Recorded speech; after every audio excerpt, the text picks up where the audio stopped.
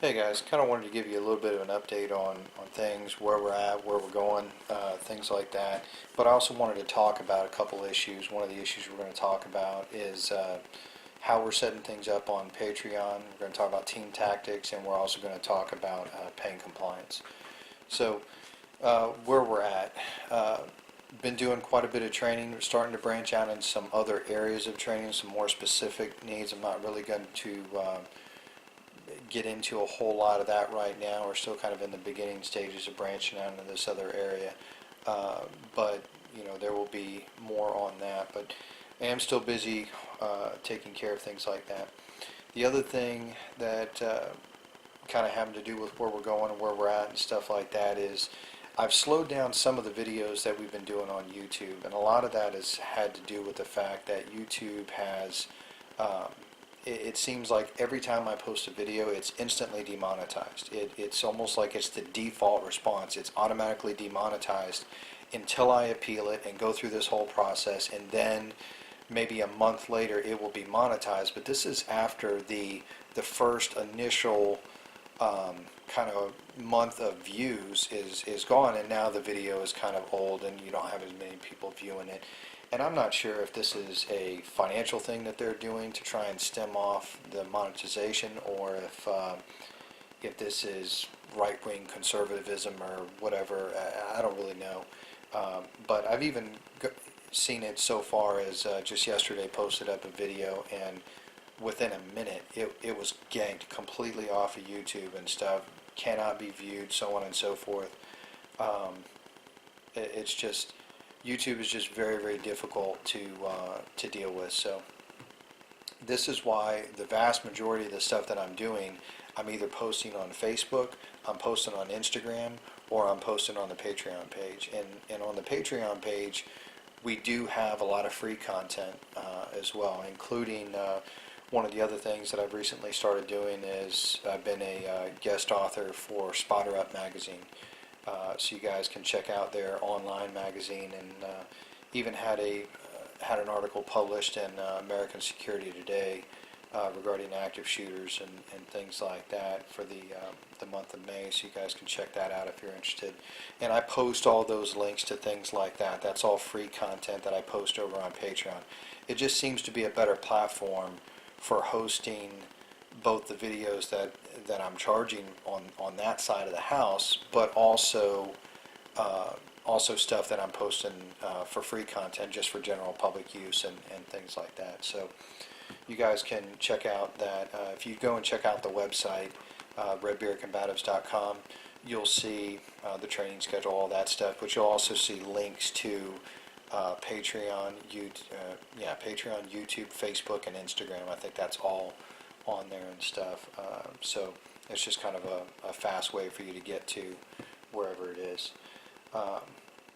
But the next thing that I wanted to kind of get into was how we're structuring things on Patreon. Typically what we do is we cover like a subject. We cover a topic. One of the topics that we're covering right now is we're covering team tactics, and the idea is what kind of prompted this was a video was sent to me regarding two officers trying to get control of a suspect in his kitchen, and the guy basically just beat the crap out of both of the cops, and they couldn't get control of him.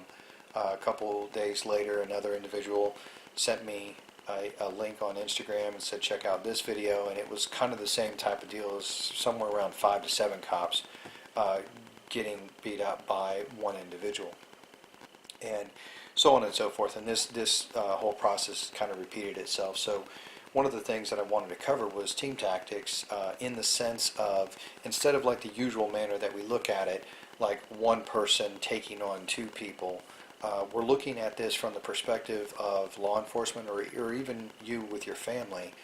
We're looking at it from the perspective of two people maybe taking on one, because the idea is that anytime you go to a police academy, you start doing things like room clearing, or you start doing vehicle tactics, or things like this. It's always taught both in an individual and in a team level, so that you can learn how to actually interact and work work as a team with one another. But when it comes to defensive tactics, 99% of agencies, both on the local and federal level, they're teaching defensive tactics from the perspective of just an individual, or like I said, maybe in the case of one person having to fight two people, as opposed to what do you do if you have 2 officers, 3 officers, 4 officers trying to get control of an individual. The problem is that you have so many hands in there, and because everybody is trained to fight like individuals, they end up getting in each other's way. And the problem is that the single suspect who only has one thing to worry about, 3 officers, 4 officers, 5 officers, he only has one foe, and it's always out there. It's much easier for him to actually fight multiple attackers because the officers are not working together in conjunction as a team. So those are some of the things that we're covering on Patreon right now, and we'll be doing that probably for the next week or so, kind of laying some groundwork and then building up to some tactics and things that you can work on, some techniques that you can work on in practice. The other thing that I kind of wanted to touch on was the idea of pain compliance, and this is more of a topical type study that I'm putting out here on YouTube. Hopefully it doesn't get ganked off in the next 30 seconds. But the idea of pain compliance is really it's actually an oxymoron. It's a misnomer. There's no such thing as pain compliance in the real world. If I were to take you and tell you, hey, put your hands up, and I put my finger, my thumb, in your eye socket and started pressing and said, put your hands up, what would your natural reaction be? Your natural reaction is not going to be to put your hands up. It's going to be to push my hand away just from the sheer pain that you're experiencing.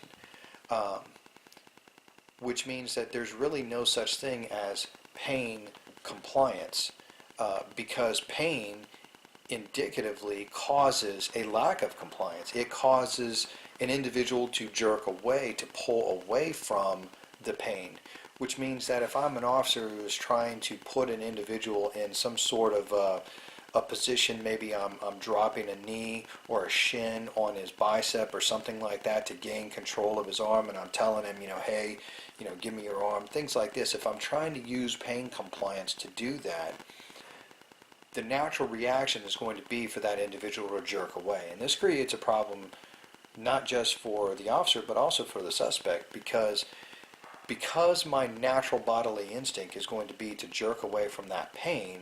The officer is now put in a position based on the use of force matrix to up that level, because now I've become combative. Now I've become resistant.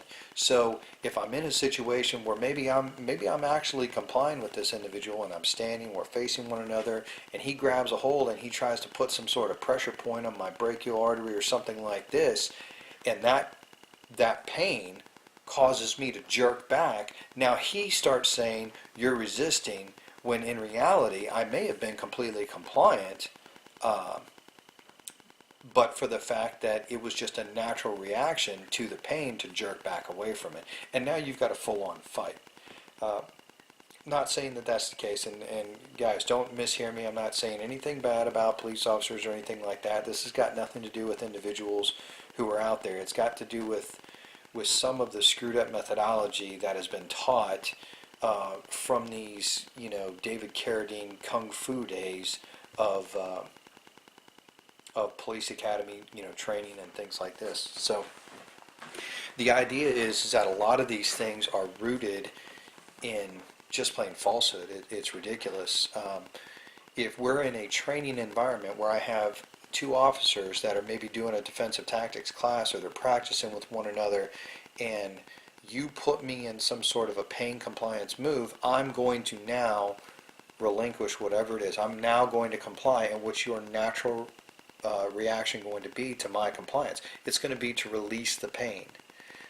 However, the problem is that is one of the artificialities of training, is that when you comply with me, I release the pain. But the reality is in a real fight circumstance, just as it is my natural reaction to react to pain by jerking and pulling away from that pain, it's also going to be your natural reaction if you and I had just been in some sort of a physical confrontation and we're both hyped up and now we're going to the ground and you drop your knee and you try and hit that brachial artery or do whatever, you try and force me into pain compliance, adrenaline is now going to spike. I'm going to start jerking and bucking even harder to get away from the pain. But also, even if I did comply, let's just say devil's advocate, I actually comply with you, are you going to release the pain the way that you would in training? Absolutely not. Not even for a second would you. Which means that even if I did comply, once that pain is not released, I'm going to now start bucking again. So it ends up being a vicious cycle of pain causes my reaction to jerk away, causes you to cause more pain, causes me to jerk away harder, and it just actually escalates the fight. It does not de-escalate the fight. It only does that within the artificial confines of training, not within reality where adrenaline is going and there's anger and bitterness and all of these things that exist within an actual physical confrontation. So those are some things that I kind of wanted to talk about there. If you want to actually control somebody, there's only one way to do it. It's not by punching them in the face. It's by getting control. Which means that I need to actually seize control. You see, the whole idea of pain compliance is basically me putting you in enough pain such that you surrender your control to me. The problem is like we've discussed, that doesn't happen in reality. And what ends up actually happening is if I want to take control of you, I cannot wait for you to surrender that to me through pain, whether it be through pressure points or even through, standing up and punching an individual. I mean, that gets into a whole other topic, but standing up and punching an individual is not going to get me control. It's only going to, at best, cause maybe an electrical failure. Okay, we got hydraulic, mechanical, electrical failure. It's at best going to cause an electrical failure if I happen to hit the nerve right and put you down. But what are the odds of that happening? They're not very great. I mean, they're not very good, and they're certainly not in my favor. I have a much better chance of gaining control of you by actually closing distance and getting control of you, which opens up another issue about, okay, does that present my weapons, things like that, which means not that you don't close distance and gain control of that individual. It means that you just need to know how to close distance and get control over that individual. So these are some things that we're going to be discussing here coming up. I've got a class June 2nd where we're going to be doing a weapons-based ground fighting class. And the whole premise is to cover this type of thing. But wanted you guys to kind of think about that, about the kind of the falsity of pain compliance. It's just not a real situation. It's not based in reality. So anyway, you guys think about that. Train hard.